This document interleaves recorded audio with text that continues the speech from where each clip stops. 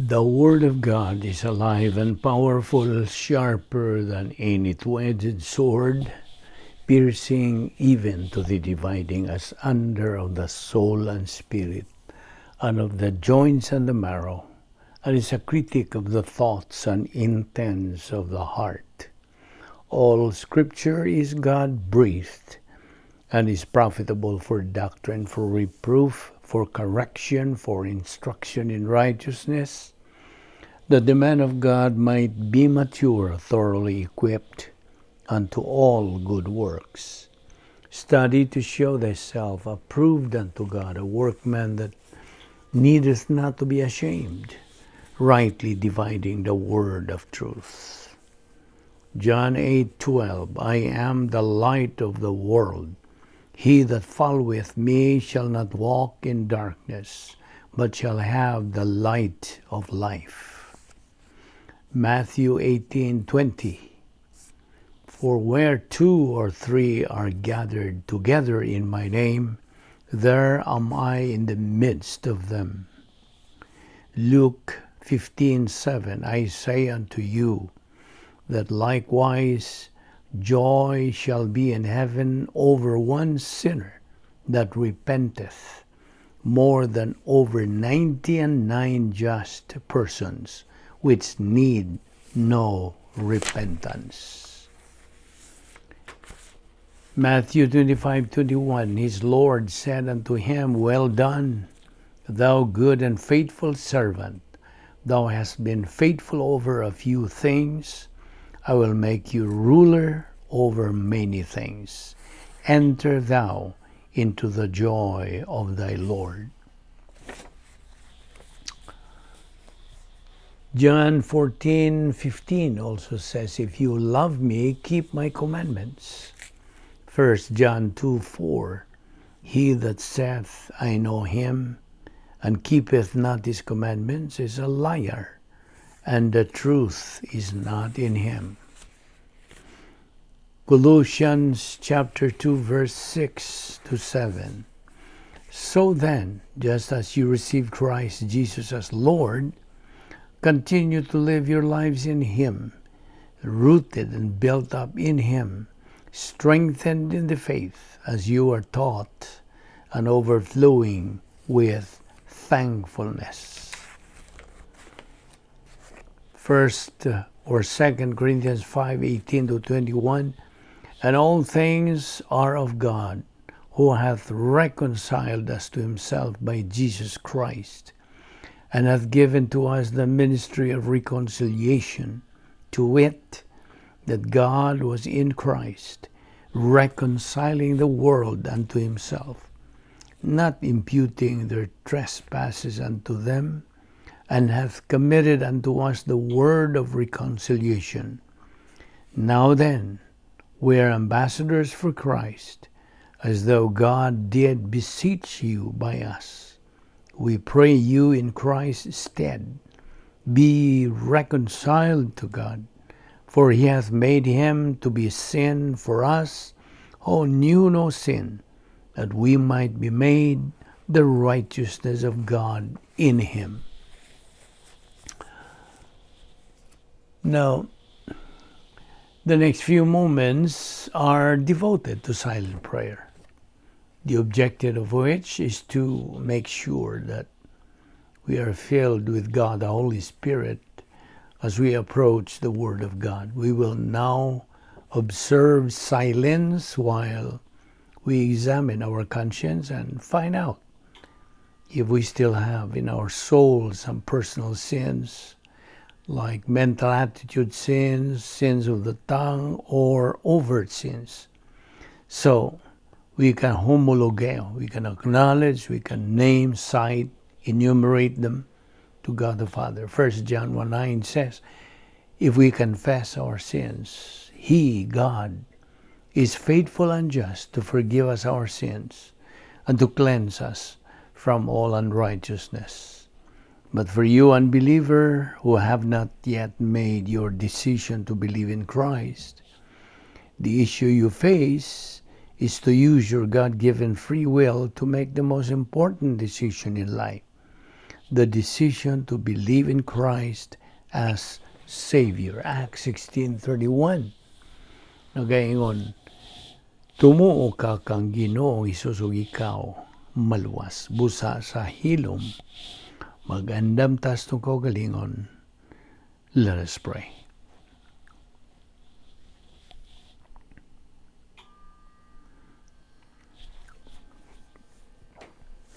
Bala na mo nga Dios, nagapasalamat kami kanimo nining lain usab nga adlaw nga imong gipadangat kanamo.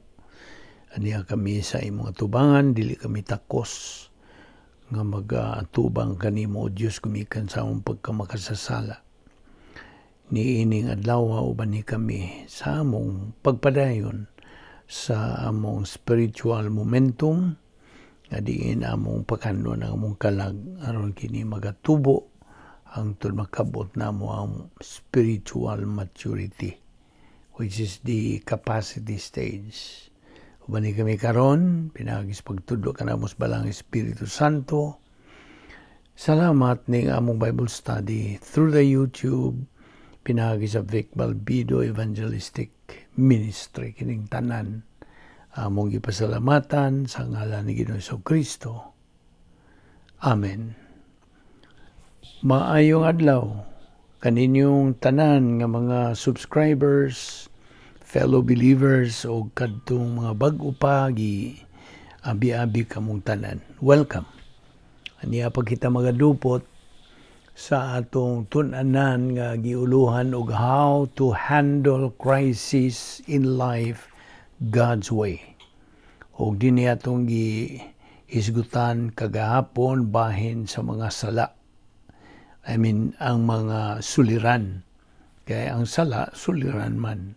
So mao kana ang atong gihisgutan kini mga butanga og unsay mga paagi nga gitudlo sa Dios kanato pinagi siyang mga pulong. How to handle crisis in life His way. Okay, padayon kita og kagahapon ato man tong gihisgutan katong may tungod sa steps of insecurity. Giog review ato maghisgutan kadtong kini bang pagka-wise siguro sa atong kaugalingon in order to be able to know and be secure mo na atong tunan ang pulong sa Dios. Okay, so mao to atong giingon kagahapon nga insecure husbands produce insecure wives. And then insecure parents produce insecure children. Insecure children produce insecure community. Insecure community produce insecure society. Ang insecure society produce insecure nation. Ang insecure nation produce insecure generation. Now, in any aspect of life, security is only found diha sa protocol nga plano sa Dios. Mao ni atong gitun-an ang pulong sa Dios. Dinhi lamang nato makatuni bahin ni ining mga butanga. So, mao tong akong gihatag nimong bersikulo nga ingnon ta murag summation o summary sa usa ka magtutuo nga pildiro. Kaya tumang nakita nga duha man ka klaseng mga magtutuo nga niya sa kalibutan. Mga magtutuong mga pildiro o mga magtutuo nga mananaog. Either ikaw na sakop ni ining duruha. Either you are a believer who is a loser or a believer who is a winner. Kung naibaw na pagka unsaon nimo pagka-winner, unsaon po pagka-loser. So it's a matter of choice. So mo na nga gikinahanglan ang atong pagkamatinuoron sa atong pagtuon sa pulong sa Dios, makanunayon, masigihon, malahutayon, makugihon. Kay mao man kini ang paagi nga bag-o kini atong mailisan, kini atong mga pangunahuna ng mga tawhanon, kalibutanon, na pa'y mga ngilad, mga dautan, mga pangunahuna, kay huwag makalabaw sa pangunahuna sa Dios. Mo niya itong itunan ng iyang pangunahuna.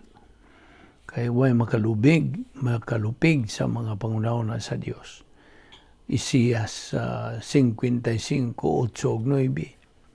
Ato naman ang gibalik-balik yun kini pagkutlo, kini pag-quote kanimo. Isaiah 55:8-9, ang Diyos nagaingon, "My thoughts are not your thoughts, neither are my ways your ways, saith the Lord.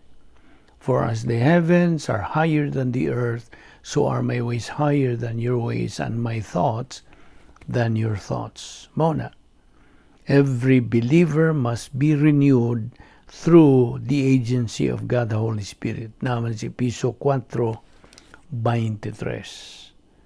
So mona nga karon atong gitutukan kini maong title sa atong pagtuon, how to how to handle crisis in life God's way. Og mao na nga aron maugmad gyud kini atong pagtuo ngadto sa Dios ug sa iyang pulong, mao na padayon kita sumala kini sa Roma 10:17 ka. Faith kini atong pagtuo cometh by hearing, and hearing by the word of God. So we have to choose faith over our doubt. Ato mga pagduha-duha, pag-awp sa atong pagtuo. Muawp gyud ang atong pagtuo sa diha nga dili kita matinumanon sa mando sa Dios, nga we have to be persistent and consistent, regular ang atong pagtuon sa iyang pulong. Kay matud pas Proverbio 1:22-23 nagaingon kining versikulo 22, "How long, O naive ones, will you love being simple-minded? And scoffers delight themselves in scoffing, and fools hate knowledge." Verse 23, "Turn to my reproof, behold, I will pour out my spirit on you. I will make my words known to you." So mo na nga si Apostol Pablo nagasulti diha sa 2 Timoteo 1:12, "For this reason I also suffer these things, but I am not ashamed, for I know whom I have believed, and I am convinced that he is able to guard what I have entrusted to him until that day." So mo na nga ingon nga mga magtutuo, we live with that kind of assurance, but not without doubt. Why pagduha-duha? Now, of course, dunay lisod nga mga pangutana that the world asks, and we ask as well. Natay mga pangutana. Buot kita nga matinawan pananglitan when natural disasters occur. Na mga katalagman, na mga inuntahampak sa kanang kinaiyahan, mo ba na Bisaya? So, when natural disasters occur and strike the earth like an earthquake or unsa pang like pandemic that we are facing right now, we oftentimes wonder why God is doing this to us. Why? God, why is this? What is this? Tana ka sa Diyos. So how can innocent or so many seemingly innocent people be hurt? Kaya mga tao try to explain these things and ends up in the ditch trying to explain these mysteries of the creation. So mga nang mangutan na ta, and the world ask these questions like, can it really be true nga ang Kristohanon nga pagtuo that Jesus is the only way to heaven? May ubang mga tao mo filosofiya niya na o na ay pagpilosopo nila. How can we claim nga si Jesus o si Jesus lamang mao'y manluluwas? Na mga tao mga tanag yun. That's why tubaga sila nga magtuon ta siyang pulong aron atong makatunan kining bahin niini. And that His name and His name alone saves. Ang ngalan ni Ginoong Jesucristo. Now, what about people, ang mga tao sa ubang mga relihiyoso nga mga kanang pundok, any religion who may be just as sincere and even more devoted than some who profess sa ngalan ni Ginoong Jesucristo? How about that? Or Christian, how about this? What about the questions being raised even by some na may ubang mga evangelicals, karong mga adlaw? Mangutan na sila, how could a loving God or would a loving God send someone to judgment and to hell? Di mo na, mangutan na sila ingon na. How can a person kuno resist the love of God and end up separated from God forever? Now, posible ba di ay nga ay mga tao paantuson? How could it be possible that people suffer? That na sila'y inunta cancer baron, yan ay mga gagmay pang mga bata who have unexplained illnesses, all of this. Na mga bata pagyod, mga bayi o mga laki, they're struck down at the prime of their life. So mangutani kita nining, malisod nga mga pangutana. And we are willing to not only ask but to seek God's word to answer those questions. Now, inunta sa personal level, okay? Maybe you doubted when you prayed and you prayed and you prayed, but nothing seems to happen. May nahitabo. O siya nga nagsigi og ampo, the one you prayed for, tangtangan ta siya sa iyang sakit, unsa pa dihang nahitabo niya katalagman. So, the one you prayed for died, namatay, or is still sick. Or perhaps, ang pag-ampo alang sa iyang kaminyoon, it's still blowing apart. O pa may tubag sa imong giampo. So, mo ka na, on and on, we can go with sa mga pangutana, kining mga matang sa mga pangutana nga dili gyud ni angayan natong kalimtan lang, kinahanglan hatagan nato sa tagad kini. So gani ang pulong sa Dios nagaingon nga kinahanglan kita andam og kanang ikatubag for the hope that is in us. Okay? Now, certainly, there's evidence to believe na ay hinungdan nga kita mutuo gayud niya na. We can believe confidently apan aron sa ingon nga kita makabuhat niini, kinahanglan nga andam punta to deal with our doubts. Kaya ang atong mga pagduha-duha can become the doorway to a deeper faith, a more mature faith. So, a more powerful, fortified faith. Lig-on. Muna diha sa Proverbio 1, versikulo 22 ug 23, atong makita diha nga na ay mga inunta mga scoffers, doubters, skeptics, madudahon, kanang mockers, mga pagbiay-biay, mga dili magtutuo, o mga the fools that hate knowledge. Kaya binimo na ay dakong diferensya tali sa honest doubter and dishonest doubter. Unsa man ning honest skeptic o dishonest nga skeptic? Well, of course, an honest doubter nga skeptic wa may bao apan buot siyang may bao. You see? So tingali mo ingon na siya, Ginoo, kung tinuod manggaling kang Dios, ipakita ka na ako ang imong kamatuoran.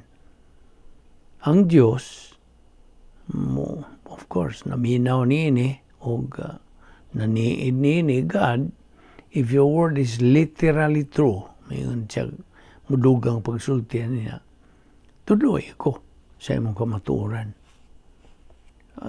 Ipakita ka na ako. Show me the way.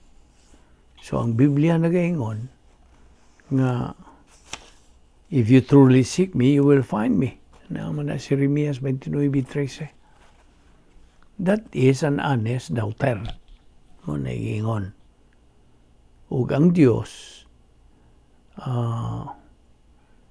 is not afraid of our doubts. God is not intimidated by our hard questions, dili. Sa lain ganing bahin, there is also a dishonest doubter. Naghihapoy dishonest. Kini siyang dishonest doubter does not know and does not care to know. Naman na diferensya. He does not want to know. Dili siya buot nga mahibaw. O mahinungdan nga mura ni silbi og smoke screen. Now, naay sayop nga kanang pagbalibad ni bogus excuse niadtong mga tao nga ang ilang kinabuhi way Dios. So, nagkinabuhi sila way Dios. So often, ang suliran with unbelief or doubt, dili man ni mental exercise or mental problem, but moral nga suliran kini.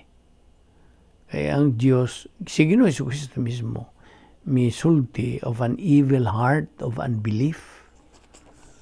Apan ang unbelief, may pagtuo o pagduda, pagduha-duha, dili man na sila pareho. In that unbelief refuses to believe or respond. But doubt is questioning. Ang but pa sabot, ang pagduha-duha, God, mura ka nagalibog pa. You're wondering.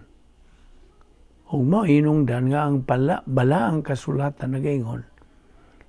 If you turn at my reproof, naman is Proverbs 1:23, then behold, I will pour out my spirit to you. So, butang-tang, unsa man mga ehemplo, may tungod din ng honest doubter. Si Tomas, one of the 12. But I believe in Jesus and I love Jesus. Jesus said, I am the way, the truth, and the life. No one comes to the Father but by me. So, maunang punto akong idani mo. Kinahanglan ang atong pagkamalahutayon sa atong pagtuon sa pulong sa Dios.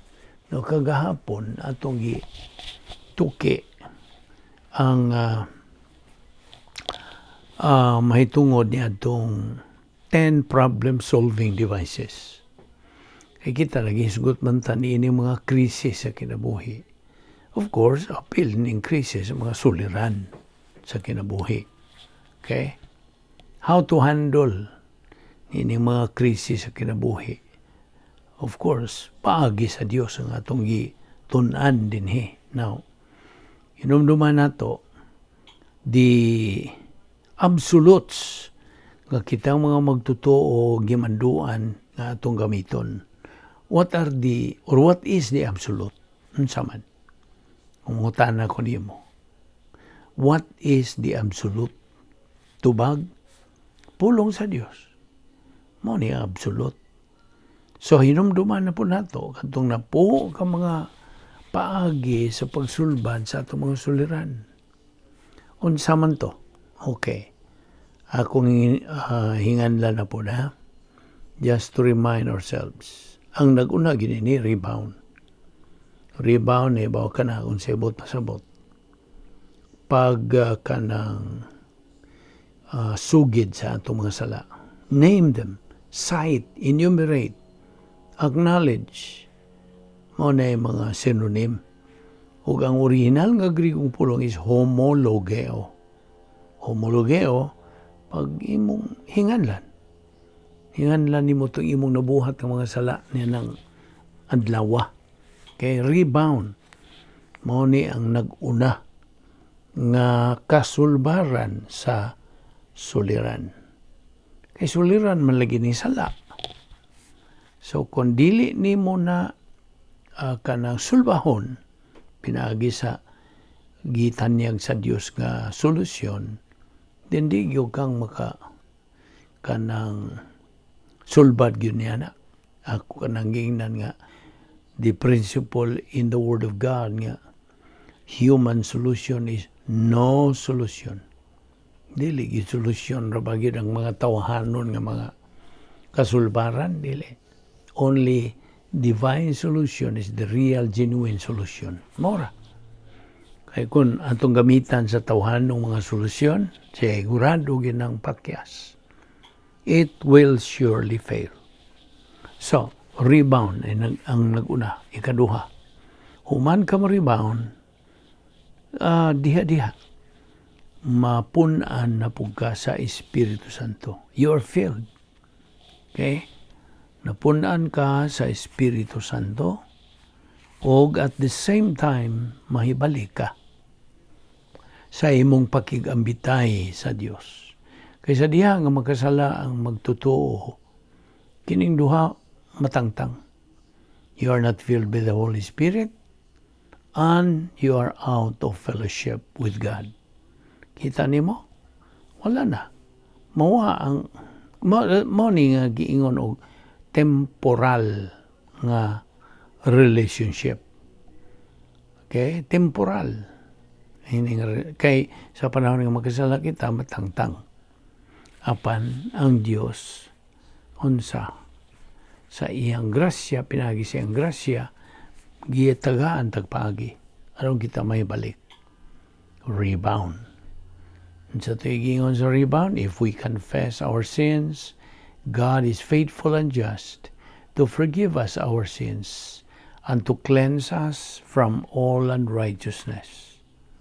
So, mao ka na. Unya ikatulo, human ka mapuni sa Espiritu Santo, gamit na pugka sa kanang pagtuo nga nagadalaw pahuway.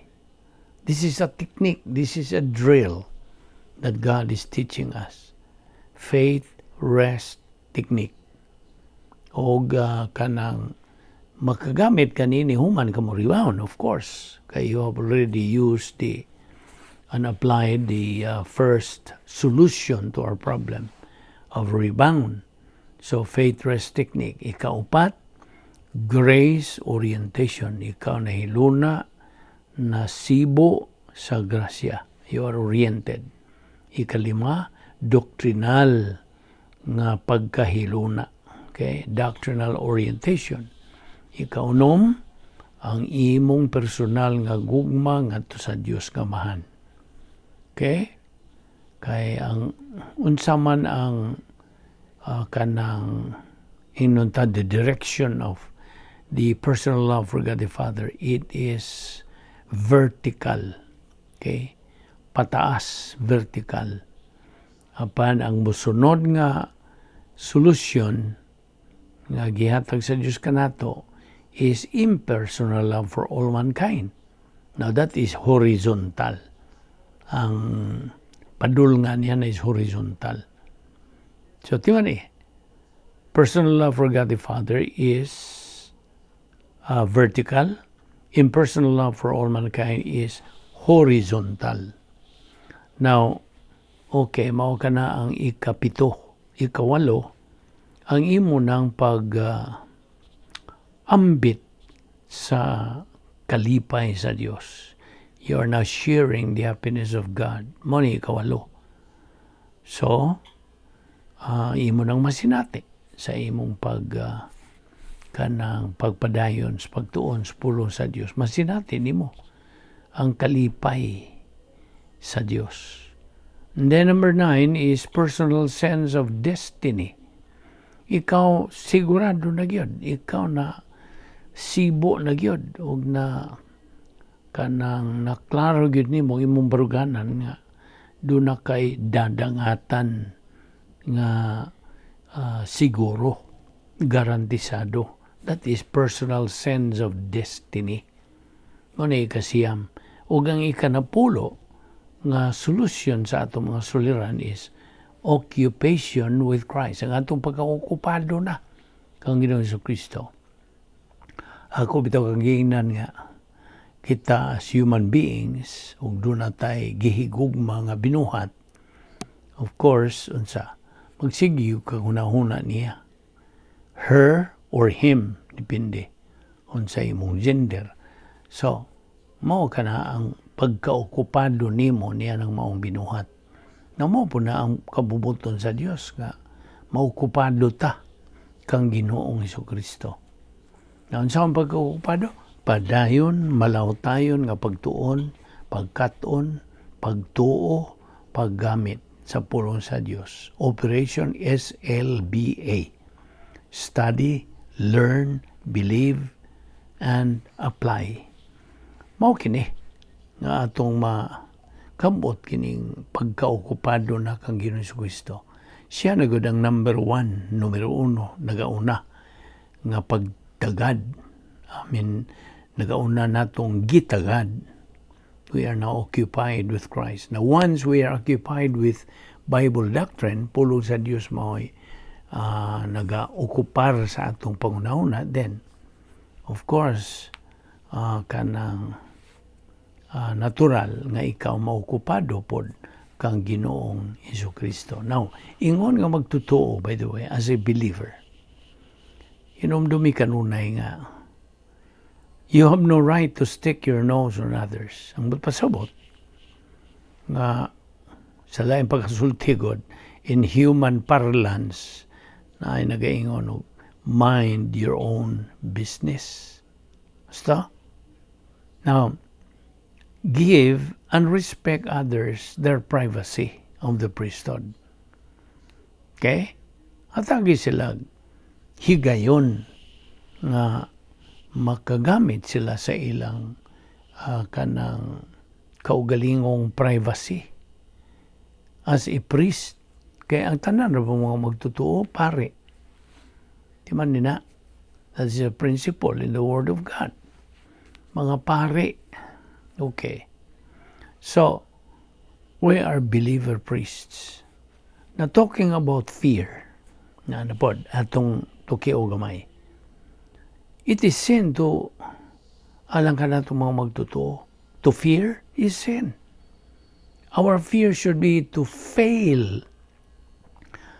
Angay na itong kadlukan, ang atong pagkapakyas sa pagtuman sa plano sa Diyos sa itong kinabuhi. Muna angay na itong kadlukan. Kaya, mag-isugod ng kadlok, pagkahadlok, kini kanang inunta, it prevents a believer to grow up spiritually. Mao ni makababag, of course.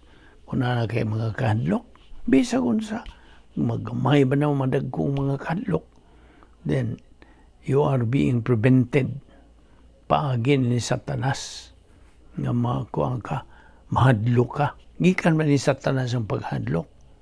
Ang faith, gikan sa Diyos. Now, you know what? Fear is caused by ignorance of truth. Gusto? Kung ikaw ignorante, wa kay alamag sa kamaturan, gyud mugtong yakaw ginang imong mga kahadlok. Sa iyon ra ka hadlokon. Now, that's why, when it comes to death and dying, bahin na ganig kamatayon o ang pagkamatay, many people fear it. Of course. Madlok man puta, apan dili na ingon sa mga di magtotoo. Kaya nga naman, many people fear it since they do not know what is the truth. O man sila lamang sa kamatuoran lagi. Thus, they have fear of the unknown. Ato naman ang isgutan kagahapon ba? So, kung wa kay kamatuoran, dili yug ka kanang gawas nun. You are not free. Kung sa may gisulti sa Juan 8:32. John 8:32, you shall know the truth, and the truth shall make you free. Na, nun saan man mo pagka-free, pagkagawas nun, kunwa kay kamaturan. Klaro kayo. So, nabitaw diyan sa 1 Juan 4:18, nagaingon, there is no fear in love. Ang in love diha, kanang phrase nga in love, mao na operational divine denosphere. Kung naakas divine denosphere, there is no fear. Kay mao pud na, ang pasabot pud niya na is that kind of love nga gitawag og feeling of the Holy Spirit love, or ang laing nga na virtue love. You see? Kung na kay virtue love, wag yung kay kadlok. Wag yun. Di yun mo abot kanimo kanang pagbati og hadlok. So, kining maong love, in love, gisgutan diha sa 1 John 4:18, is a solution to fear. Correct? Now, you see, fear is normal. Normal man po lagi nga na mubanti taghadlok. Everybody fears. Fear, mahimo lang kining sala sa diha nga kita mahisukamod niini. When we succumb to it by being a slave to it. Example, fear of uncertainty.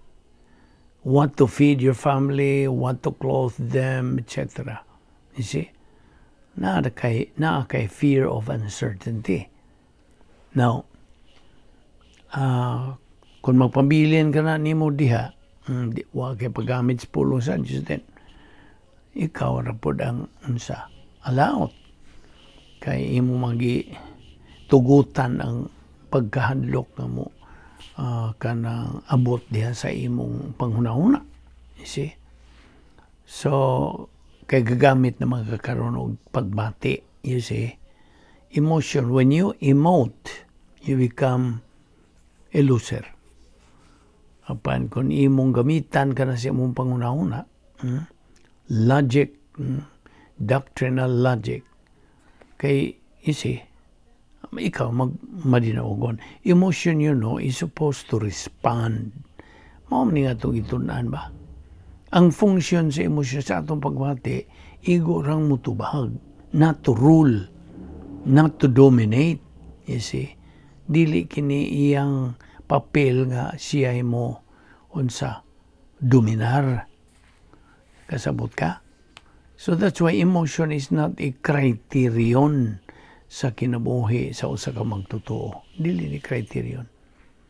Ug busa akong balikon nga a believer's life is never based on his emotions, but unsa sa iyang mental attitude nga napuno sa unsa metabolized Bible doctrine.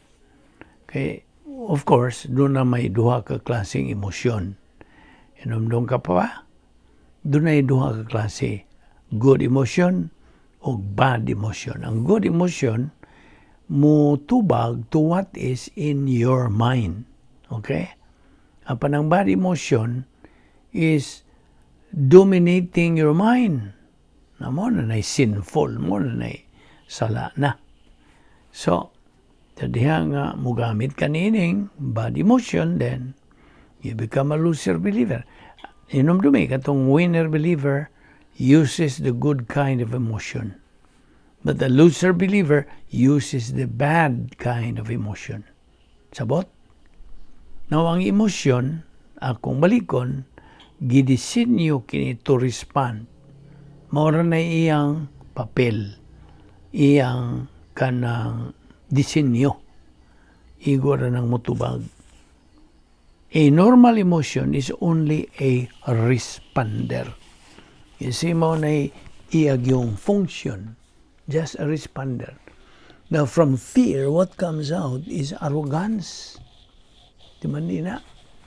Ang pagka-arrogante, raba ang mo, tuy hakaw mo, tigbabaw, gikan sa pagkahadlok. Ehemplo, okay, tagaan ka na kong ehemplo. Kung ikaw mga bubho. Now, why is this fear? Nga naman? Well, of course, mahadlok ka nga. You're afraid of losing somebody. Imong gihugma baron, you're afraid you will be abandoned, etc. All of these things. Unsa may solusyon? Pulong sa Dios. Na, kita nimo? Mao yun ang solusyon ko ang pulong sa Dios. Laing ehemplo, tagaan ka na ko laing ehemplo. Ang imong pagkapungtanon, kada bang dalira kang mapungot, okay? Bitterness sa in English. Now, nga no manin nga kanang, why is this fear? Why it is sin? Afraid to be, tingali, madlok kang malabuan o malupigan. So, mo na. Nag-isgot ka din, kita din bahin sa kahadlok. Tungod kay ang kahadlok is one of the distractions sa atong espirituhanong pagkinabuhi. Manin na. Fear is an emotional sin. Emotional problem. Kinaghisgot man tao mga problema niining atong topic.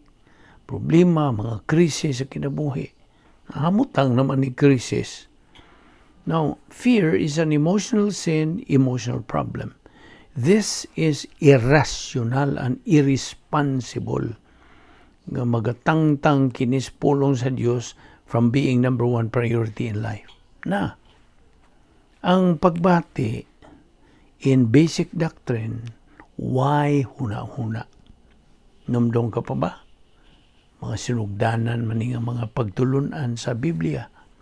Nga ang atong pagbati in basic doctrine has no thinking. Why huna-huna ang atong pagbati? The moment nga ang emosyon na maunay dumala sa atong kalag, samtang kita nagtuon sa Dios, reaction takes place. Kita nimo? Mo, unsa? Sa may binisaya ang react. Mo, kanang liskuhag. Mo react. Mo na mas maklaro na to, mo react. That's why, sa diha ang emotion mo take over na fear comes in. Kita nimo? There is fear in almost everything nga makaguba sa anong espirituhanong pagkinabuhi. Now, kisa may naghatag og emosyon kanato ang Dios, right? God gave us emotion as an enjoyer of what is the truth. Gidisenyo gini sa Dios kining gihatag yung kining atong pagbati nga mao'y magpahimos sa unsay tinuod. Kita nimo? Nakasamot ka? So, akong balikon, God gave us emotion as an enjoyer of what is the truth. Emotion is not the basis of our spiritual growth. Dili. It is Bible doctrine. Pulong sa Dios. Maunang ato nigi silsil gyud diha si mga lipatakan nga. Di na gyud nimo makalimtan ha. Balik-balikon gyud na to. Now, naghisgot naman gyud ta mahitungod og pagbati ni dinhi ning puntuha. Emotion was never designed to be a problem-solving device. Never. Now, unsa may mga ehemplo ha sa mga sinful emotions? Well, hatred, mong pagdumot, kanang kalagot,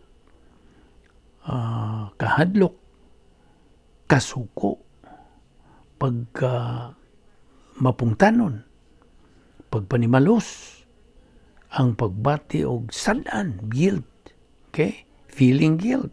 Ug uban pa. Kining mga butang nga akong ibang isgutan, these are emotions. Ug kini, they totally reject the absolutes of Bible doctrine. Kasabot ka? They reject. Salikway kanila. Gyud sila kanang gugma sa pulong sa Dios. Wala. That is the reason why gimanduan kita sa pulong sa Dios to avoid the bad and wrong emotions sa atong espiritual pagkinabuhi, alang sa atong kaayuhan, alang for our protection. Kaya binimo, fear emanates from or caused by arrogance. Mao gid gikanan ni kadlok.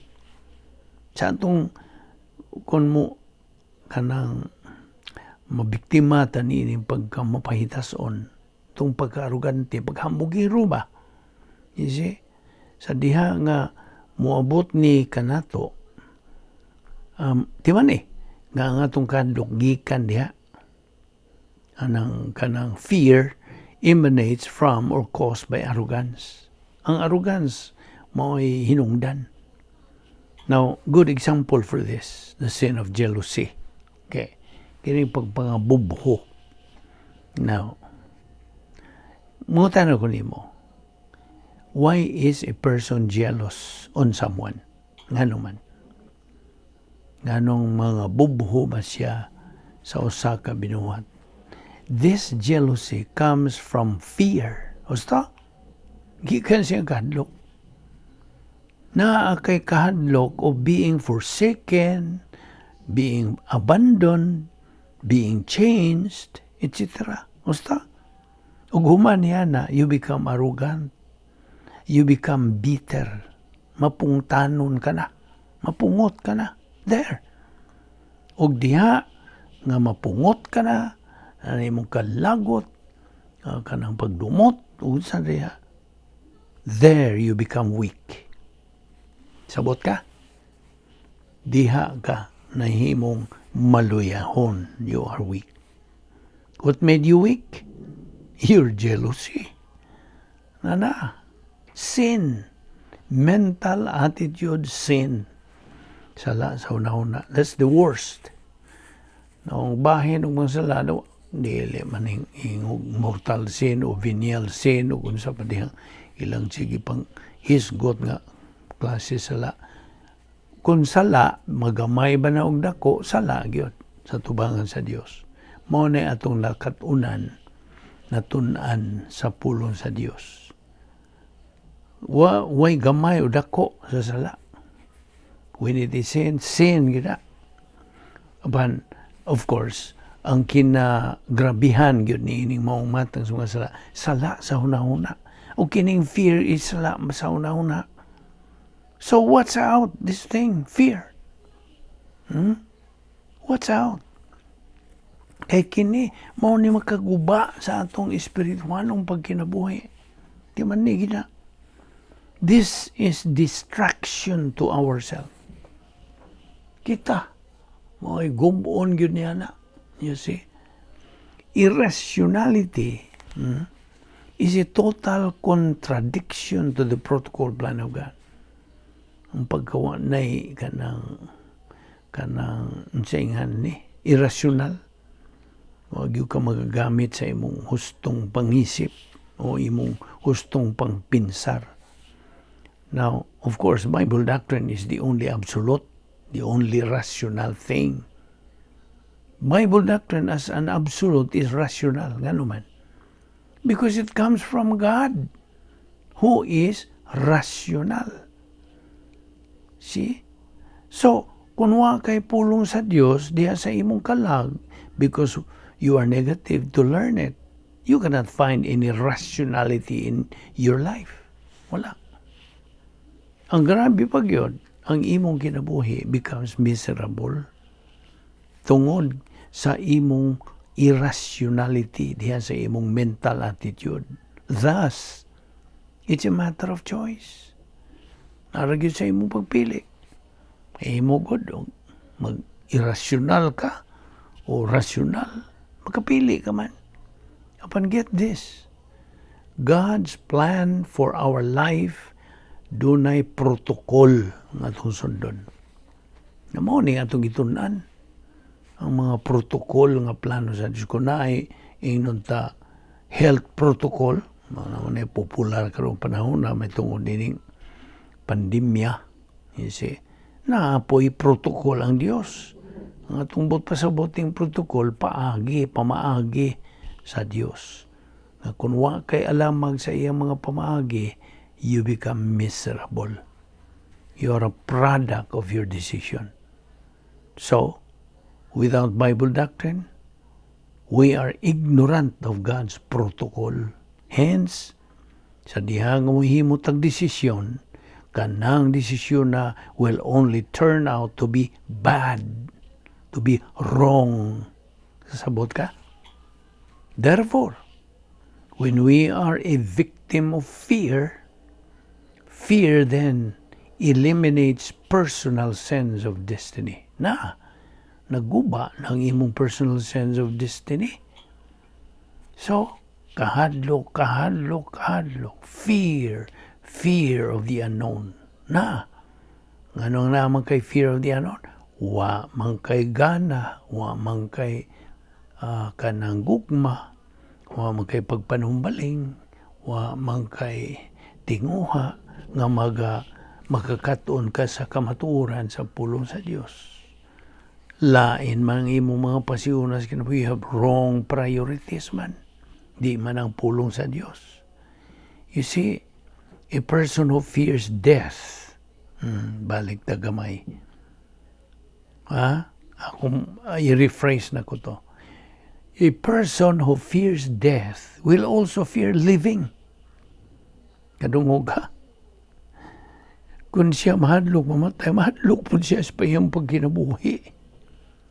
He is not ready to live who fears death. Kita ni mo? Nabitaw na sa Salmo 56:3, when I am afraid, I will trust in you. Versikulo 4, in God, whose word I praise, in God I trust. I will not be afraid. What can mortal man do to me? Sabi ni mo, ang Diyos, God did not save us to be fearful or to be afraid. Okay? Nabitaw na sa 2 Timoteo 1:7, popular ka ng bersikulo, God did not give us a spirit of fear, but of power and of love and of self-discipline. Therefore, ang usa ka magtutuo nga hadlukan, who is fearful, talawan, is one who is ignorant of truth. Sabtag yun na. Ang hysteria, you know what is hysteria? Ang hysteria is kanang confusion in the mind. Mo ni hysteria. Ay kagubot diya sa iyang una-una. Ang panic, unsa man yung panic? Panic of fear. Kataranta, kalisang, kaguliyang suna-una gyapon. Panic of fear. So the hysteria and the panic of fear which overcome a believer, mo ni makaingon sa why epekto sa problem-solving devices. Why epekto? No effect of Bible doctrine in his life. Muna, magbagot-bot siya. May epekto ang doktrina. Ano mo na? Why epekto kay nga naman? Kanang naman kay hysteria. Naman ni panic of fear. So, mo ni ang cause, mo ni hinungdan nga why epekto ang problem-solving devices nga gisanggap sa Diyos kanatong mga magtotoo. No effect. Manigingon sa akong higala, no effect. So, unsa may solusyon niining maong suliran? Suliran ra pag yun ang atong giduputas pag tuon. What is the solution to this problem? The first thing we should do is 1 John 1:9, the rebound technique. Ato ning ipadayon ugma. So ayog sipyat sa pagsubay nini. Dining atong sumpay-sumpay nga pagtuon sa pulong sa Dios. Magampo ta. Balaan na mo nga Dios, ang kapasalamat kami kanimo ni ining laing higayon sa among pagpakigambitay kanimo og sa imong mga pulong.